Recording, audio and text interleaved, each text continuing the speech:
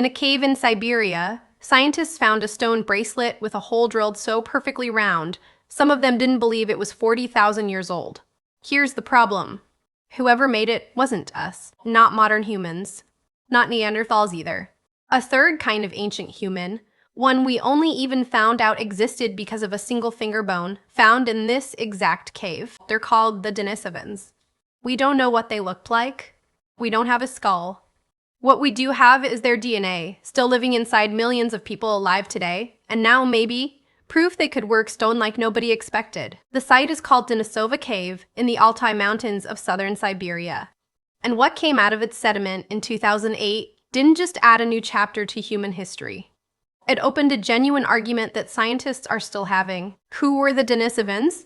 How exactly do you drill a smooth hole through stone with no metal and no motor?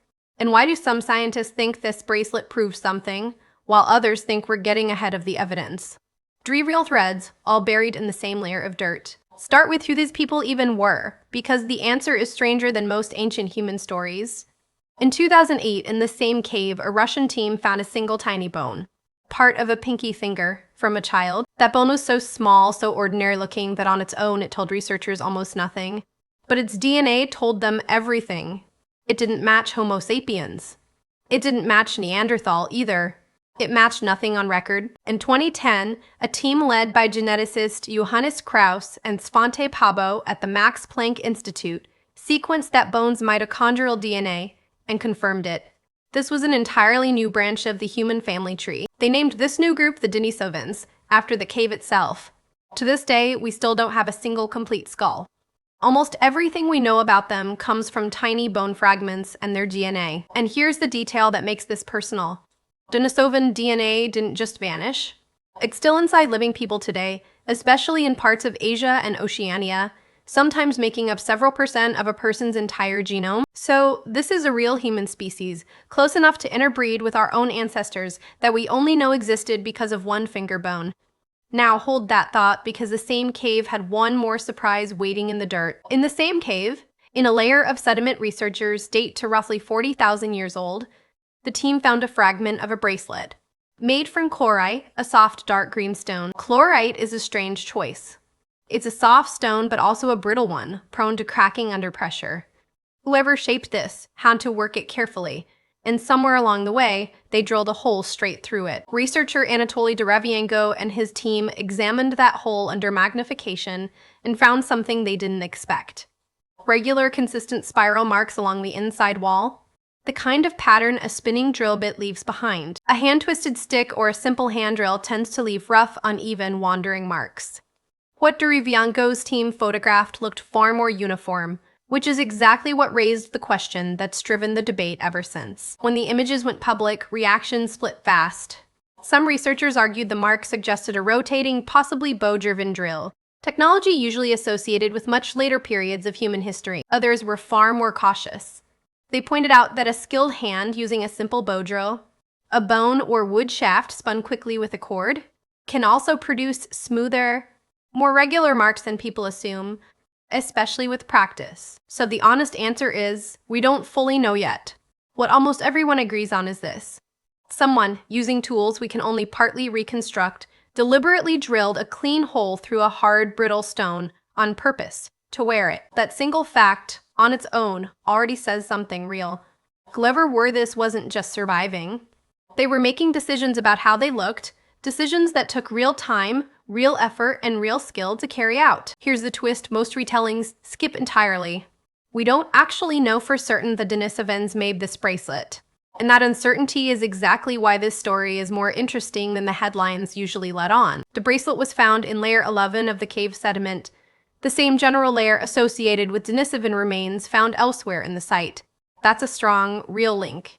It isn't the same thing as finding it in a Denisovan's own hand. Multiple ancient human groups may have used this cave at different points across tens of thousands of years. Layer association is strong evidence, but on its own it's not an airtight signature the way a fingerprint would be. This is exactly why serious researchers describe the bracelet as likely Denisovan, not confirmed Denisovan. In real science, that distinction matters more than it sounds like it should, and that honesty doesn't make the discovery less interesting. It makes it more real. Actual science rarely hands you a clean, simple answer. It hands you the best explanation the evidence currently supports and stays open to being wrong. It's worth understanding exactly how researchers even reconstruct a drilling method from a single hole, because the technique itself is genuinely clever. Under a microscope, researchers study the direction, spacing, and consistency of tiny scratch marks left inside the hole. A hand-twisted tool tends to change speed and angle constantly. A rotating tool tends to hold a steadier rhythm. They also study wear patterns on the stone's outer surface, from decades of contact against skin or clothing, which can hint at how long the bracelet was actually worn before it broke and ended up buried in that sediment. Put together, the drilling marks, the material choice, and the wear pattern all point toward the same conclusion. This wasn't an accident, and it wasn't a quick, careless job. It was made with intention, and it was worn for real. Here's why any of this actually matters beyond one interesting object. For a long time, the assumption in paleoanthropology was simple. Complex tool use and symbolic decoration were things only our own species, Homo sapiens, really specialized in. A genuinely old, genuinely skillful piece of jewelry, whether it turns out to be Denisovan or another group entirely, chips away at that old assumption. Careful, deliberate craftsmanship wasn't necessarily something only one lineage of humans ever figured out. That idea lines up with other Denisovan evidence too. Researchers have also linked this same cave to some of the oldest known bone needle fragments and other worked tools, suggesting a real, ongoing tradition of careful craft, not a single lucky object. None of this means the old picture of human uniqueness is completely wrong. It means it was probably too simple, drawn with too few data points from a record that's still even now missing far more than it contains. It's worth being honest about how the Denisovans' own story ends too, because most retellings skip it. We don't have a clean extinction date. We don't even have enough remains to say exactly when or why they disappeared as a distinct population. What we do know is that they didn't simply vanish without a trace. At some point, Denisovans and the ancestors of modern humans interbred more than once, in more than one region. That's part of why some populations in Papua New Guinea and other parts of Oceania carry a noticeably higher percentage of Denisovan DNA today than almost anywhere else on Earth, sometimes estimated around 4 to 6% of their genome. So in one real sense, the Denisovans never fully disappeared. They just stopped existing as a separate, identifiable population and became part of the ancestry of millions of people who have no idea that fingerbone in a Siberian cave is part of their own story. Here's where it connects directly to how science actually moves forward.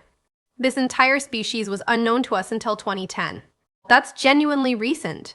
There's a real chance more Denisovan sites and more objects like this bracelet are still waiting to be found. Every year, researchers reanalyze old excavation material with better tools than the ones used when it was first pulled from the ground.